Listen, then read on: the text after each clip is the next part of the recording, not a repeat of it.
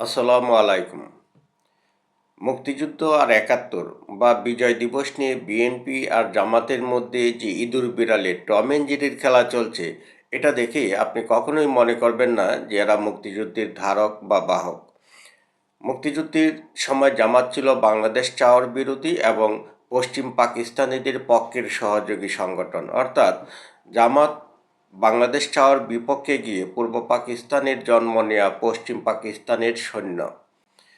তারা পূর্ব পাকিস্তানে জন্ম নিয়েও পূর্ব পাকিস্তানে বিরোধী যুদ্ধ ঘোষণা করেছিল এবং তারা পূর্ব পাকিস্তানের মানুষদেরকেই শুধু বাংলাদেশ চাওয়ার অপরাধে তারা হত্যার জন্য লেলিয়ে দিয়েছিল। জামাত একদিকে পূর্ব পাকিস্তানের মানুষদের হত্যা করেছিল, অন্যদিকে পশ্চিম পাকিস্তানের সৈন্যদের পূর্ব পাকিস্তানের মুক্তিযোদ্ধাদের এবং আপাময় জনসাধারণ এবং নারীদের দর্শন করে হত্যা করার জন্য লেলিয়ে দিয়েছিল পশ্চিম পাকিস্তানের সৈন্যদের কাছে। লেলিয়ে দিয়েছিল বললে কম হয়ে যায়। আপনারা জানেন যে যুদ্ধক্ষেত্রে সৈন্যরা যেমন যুদ্ধ করে, আবার এই সৈন্যরাই অবারিত যুদ্ধক্ষেত্রে নারী দর্শনও এদের একটা পার্ট হয়ে যায় এবং এই পার্টটার কাজই করেছিল জামাতে ইসলামী। এখন আপনারাই সিদ্ধান্ত নিন, জামাত কি যুদ্ধাপরাধী ছিল কিনা। স্বাধীনতার ৫৪ বছর পরে আওয়ামী লীগ মাঠে না থাকার কারণে জামাতে ইসলামী যে জিনিসটি প্রতিষ্ঠিত করতে চাইছে সেটা হচ্ছে জামাতে ইসলামী মুক্তিযুদ্ধের পক্ষে ছিল না, তবে মুক্তিযুদ্ধে ভারতের বিরুদ্ধে ছিল। দেখুন, তাদের এই বক্তব্য যদি আমি খণ্ডন করে বোঝাতে চাই, তাহলে এর অর্থ এটা হলো যে পশ্চিম পাকিস্তান পূর্ব পাকিস্তানের বিরুদ্ধে যুদ্ধ শুরু করেছিল যাতে পূর্ব পাকিস্তান পশ্চিম পাকিস্তানের নিয়ন্ত্রণের বাইরে যেতে না পারে। অর্থাৎ পূর্ব পাকিস্তান যেন কখনোই স্বাধীন হয়ে পূর্ব পাকিস্তানের নামের পরিবর্তে বাংলাদেশ নাম ধারণ করতে না পারে। আরেকটা কথা বলি, এই যে জামাত বলছে আমরা মুক্তিযুদ্ধের বিপক্ষে ছিলাম, এটা ঠিক, আবার পূর্ব পাকিস্তান যেন ভারতের আগ্রাসনে ঢুকে যেতে না পারে তাই পূর্ব পাকিস্তানের মুক্তিযুদ্ধের বিরুদ্ধে গিয়েছিলাম। এটা আসলে এখনকার প্রজন্মকে বিভ্রান্ত করার একটা অপকৌশল। একটা বিষয় খেয়াল করুন যে পূর্ব পাকিস্তানের সাথে পশ্চিম পাকিস্তানের যুদ্ধ শুরু হলো ৭০-এর গণপরিষদের নির্বাচনে, যখন আওয়ামী লীগ সংখ্যাগরিষ্ঠ আসন পেয়েও যখন আওয়ামী লীগকে সরকার গঠন করতে দিচ্ছিল না পশ্চিম পাকিস্তানিরা, তারপরেই বঙ্গবন্ধু ঐতিহাসিক ৭ই মার্চের ভাষণে যখন ঘোষণা দিলেন, এবারের সংগ্রাম স্বাধীনতার সংগ্রাম। 25 তারিখে অ্যাসেম্বলি কল করেছেন, রক্তের দাগ শুকায় নাই। আমি 10 তারিখে বলে দিয়েছি যে ওই শহীদের রক্তের উপরে পাড়া দিয়ে আরটিসিতে মুজিবুর রহমান যোগদান করতে পারে না। অ্যাসেম্বলি কল করেছেন, আমার দাবি মানতে হবে। প্রথম সামরিক আইন মাসল্য উঠ্র করতে হবে। সমস্ত সামরিক বাহিনীর লোকদের এটাকে ফেরত দিতে হবে। যেভাবে হত্যা করা হয়েছে তার তদন্ত করতে হবে। আর জনগণের প্রতিনিধির কাছে ক্ষমতা হস্তান্তর করতে হবে। তারপরে বিবেচনা করে দেখব আমরা অ্যাসেম্বলিতে বসতে পারবো কি পারবো না। এর পূর্বে অ্যাসেম্বলিতে বসার আমরা অ্যাসেম্বলিতে বসতে আমরা পারি না। জনগণ সে অধিকার আমাকে দেয় নাই।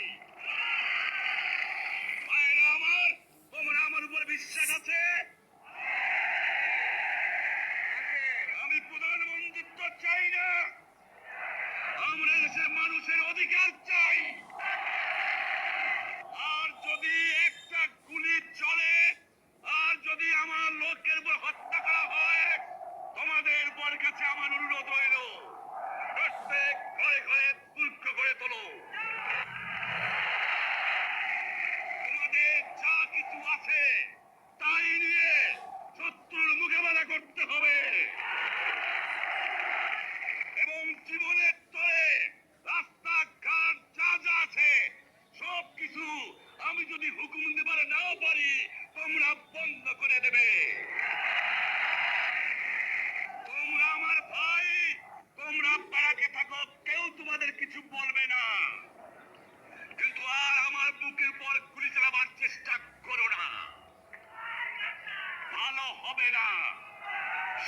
কোটি মানুষকে দাবায় রাখতে পারবো না। আমরা যখন মরতে শিখেছি তখন কেউ আমাদের দমাতে পারবে না। যে পর্যন্ত আমার এই দেশের মুক্তি না হবে, খাজনা ট্যাক্স বন্ধ করে দেওয়া হলো, কেউ দেবে না। তবে অনুরোধ করছি, আপনারা আমাদের ভাই, আপনারা দেশকে একেবারে জাহান্নামে ধ্বংস করে দিয়েন না। জীবনে আর কোনোদিন আপনাদের মুখ দেখা দেখি হবে না। যদিও আমরা শান্তিপূর্ণভাবে আমাদের ফয়সলা করতে পারি, তাহলে অন্তপক্ষে ভাই ভাই হিসেবে বাস করার সম্ভাবনা আছে। সেই জন্য আপনাদের অনুরোধ করছি, আমার এই দেশে আপনারা মিলিটারি শাসন চালাবার চেষ্টা আর করবেন না। দ্বিতীয় কথা, প্রত্যেক গ্রামে, প্রত্যেক মহল্লায়, প্রত্যেক ইউনিয়নে, প্রত্যেক সাব ডিভিশনে আওয়ামী লীগের নেতৃত্বে সংগ্রাম পরিষদ গড়ে তোলো এবং তোমাদের যা কিছু আছে তাই নিয়ে প্রস্তুত থাকো। মনে রাখবা, রক্ত যখন দিয়েছি, রক্ত আরো দেব। এদেশের মানুষকে মুক্ত করে ছাড়বো ইনশাআল্লাহ।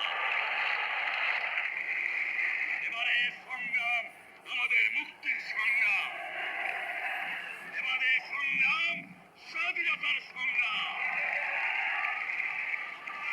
বিশ্বাস নিশ্চয়ই রাখেন, জীবনে আমার রক্তের বিনিময়েও আপনাদের সঙ্গে বেইমানি করি নাই।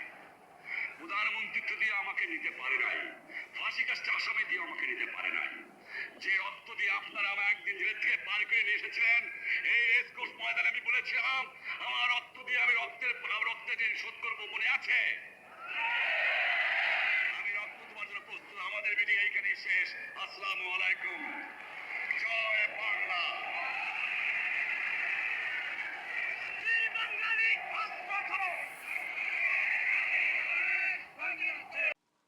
এরপরেই পূর্ব পাকিস্তানের সবাই বুঝে গেল যে পূর্ব পাকিস্তানের সাথে পশ্চিম পাকিস্তানের যুদ্ধ শুরু হয়ে যাবে। সব দিক নির্দেশনা কিন্তু ঐতিহাসিক 7ই মার্চের ভাষণে বঙ্গবন্ধু দিয়ে দিয়েছেন। এই ভাষণের পরেই পশ্চিম পাকিস্তান পূর্ব পাকিস্তানের বিরুদ্ধে যুদ্ধ শুরুর কাজ শুরু করে দিয়েছিল। একদিকে পশ্চিম পাকিস্তান থেকে সৈন্য এনে সৈন্য সংখ্যা বাড়ানো হচ্ছিল, অন্যদিকে 25শে মার্চ রাতের অন্ধকারে পূর্ব পাকিস্তানের যত শিক্ষিত বুদ্ধিজীবী এবং সামাজিক সাংস্কৃতিক অঙ্গনের বাঙালিদের হঠাৎ আক্রমণে বাঙালি নিধনের কাজটা শুরু করে দিয়েছিল পশ্চিম পাকিস্তান। যাতে পূর্ব পাকিস্তান থেকে যুদ্ধ শুরুর আনুষ্ঠানিক কোনো ঘোষণা না হতে পারে এবং বুদ্ধিজীবীদের কোনো নির্দেশনা না থাকে। কারণ হলো, পূর্ব পাকিস্তানের শিক্ষক, চাকরিজীবী, ব্যবসায়িক যারা ছিল তারাই তো বিশ্ববিদ্যালয়, কলেজ, স্কুলগুলো থেকে পশ্চিম পাকিস্তানের বিরুদ্ধে যুদ্ধে যাওয়ার উন্মাদনা ছড়িয়ে দিবে। এর জন্যই মূলত 25শে মার্চ রাতে এমন হত্যাযজ্ঞ চালিয়েছিল। এরপরই বঙ্গবন্ধু শেখ মুজিবুর রহমান 26শে মার্চ বাংলাদেশের বেতার কেন্দ্রের মাধ্যমে চট্টগ্রামে স্বাধীনতার ঘোষণা পাঠিয়ে দেন। পরবর্তীতে সেই ঘোষণা আওয়ামী লীগের নেতাদের কাছে চলে যায়। সেখানে আওয়ামী লীগের অনেক নেতাই তখন মাইক নিয়ে বঙ্গবন্ধু সেই স্বাধীনতার ঘোষণা প্রচার করেন। কিন্তু প্রচারের প্রসার না পাওয়ায়, অর্থাৎ সারা বাংলাদেশে একযোগে প্রচার করার জন্য আওয়ামী লীগ নেতাদের অনুরোধে চট্টগ্রামে থাকা মেজর জিয়াকে অনুরোধ করেন কালুরঘাট বেতার কেন্দ্র থেকে বঙ্গবন্ধুর পক্ষে স্বাধীনতার ঘোষণা দেওয়ার। তখন মেজর জিয়া বঙ্গবন্ধুর পক্ষে স্বাধীনতার ঘোষণাপত্রটি পাঠ করেন। এভাবেই মেজর জিয়া স্বাধীনতার পাঠক থেকে পরবর্তীতে 1975 সালে 15ই আগস্ট বঙ্গবন্ধুকে সপরিবারে হত্যা করা হয়। তখন ধারাবাহিকভাবে সামরিক শাসন জারি করে মেজর জিয়া যখন রাজনৈতিক দল ঘোষণা করল, তখন বিএনপির নেতারা মেজর জিয়াকে স্বাধীনতার ঘোষক বলা শুরু করলো। এটা তো অনেক পরের ইতিহাস। আমি কথা বলছিলাম জামাত যে মুক্তিযুদ্ধের বিপক্ষে ছিল, আবার ভারতের বিপক্ষে ছিল, সেই বিষয়টা নিয়ে। 26শে মার্চ পূর্ব পাকিস্তান তথা বাংলাদেশের স্বাধীনতার ঘোষণার মাধ্যমে যে যুদ্ধ শুরু হলো, সেই যুদ্ধে ভারত কিন্তু তখনও বাংলাদেশের হয়ে যুদ্ধে জড়ায়নি। এরই মাধ্যমে বঙ্গবন্ধুকে গ্রেফতার করে পশ্চিম পাকিস্তানের কারাগারে নিয়ে যাওয়া হলো। আর এদিকে পূর্ব পাকিস্তানের হয়ে বাংলাদেশের মুক্তিযুদ্ধ শুরু হয়ে গেল। বঙ্গবন্ধু শেখ মুজিবুর রহমানকে পাকিস্তানের কারাগারে নিয়ে যাওয়ায় বাংলাদেশের হয়ে মুক্তিযুদ্ধকে পরিচালনা এবং বহির্বিশ্বের জনমত গঠন করার জন্য সৈয়দ নজরুল ইসলাম, তাজউদ্দিন আহমেদ, কামরুজ্জামান, মনসুর আহমেদের নেতৃত্বে অস্থায়ী সরকার গঠন করা হলো। সেই সরকারেই বাংলাদেশের মুক্তিযোদ্ধাদের ভারতের আশ্রয়দান এবং প্রশিক্ষণের জন্য ভারত সরকারের সাথে যোগাযোগ করে বাংলাদেশের মুক্তিযোদ্ধাদের প্রশিক্ষণের ব্যবস্থা করেন। এর মাধ্যমেই শুরু হলো আসল যুদ্ধ। এই যুদ্ধের সময়েই পূর্ব পাকিস্তানের জামাতে ইসলামী পশ্চিম পাকিস্তানের হয়ে পূর্ব পাকিস্তানের বিরুদ্ধে গিয়েই বাঙালি এবং মুক্তিযোদ্ধা নিধনের নামে তাদের কার্যক্রম শুরু করে। এরপর একসময় ভারত সরকার বাংলাদেশকে সহযোগিতার মাধ্যমে পশ্চিম পাকিস্তানের বিরুদ্ধে যুদ্ধে জড়িয়ে পড়ে। এরপরের ইতিহাস হলো বিজয়ের ইতিহাস, 16ই ডিসেম্বরের ইতিহাস। এখন আপনারাই বলেন, জামাত কি মুক্তিযুদ্ধের পক্ষে ছিল নাকি বিপক্ষে ছিল? জামাত কি পশ্চিম পাকিস্তানের পক্ষে ছিল নাকি বিপক্ষে ছিল? জামাত কি ভারতের বিপক্ষে গিয়ে পশ্চিম পাকিস্তানের হয়ে যুদ্ধ করেছিল নাকি পূর্ব পাকিস্তানের বিপক্ষে গিয়ে যুদ্ধ করেছিল? দর্শক, এটা পরিষ্কার করে রাখার দরকার যে ভারত পূর্ব পাকিস্তানের হয়ে কখন পশ্চিম পাকিস্তানের বিরুদ্ধে যুদ্ধে জড়ালো। আমরা যখন স্বাধীনতা অর্জন করলাম, অর্থাৎ আমাদের বিজয় যখন অর্জন করলাম, 16ই ডিসেম্বর যখন পাকিস্তানিরা আত্মসমর্পণ করলো, তার 20 দিন আগে ভারত পূর্ব পাকিস্তানের হয়ে পশ্চিম পাকিস্তানিদের বিরুদ্ধে যুদ্ধে জড়ালো। এতে কি হলো? ভারত সরকার যখন পূর্ব পাকিস্তানের হয়ে যুদ্ধে জড়ালো, তখন পশ্চিম পাকিস্তান থেকে ভারতের 11টি বিমান ঘাঁটিতে ওরা একযোগে আক্রমণ করলো এবং 11,000 সৈন্য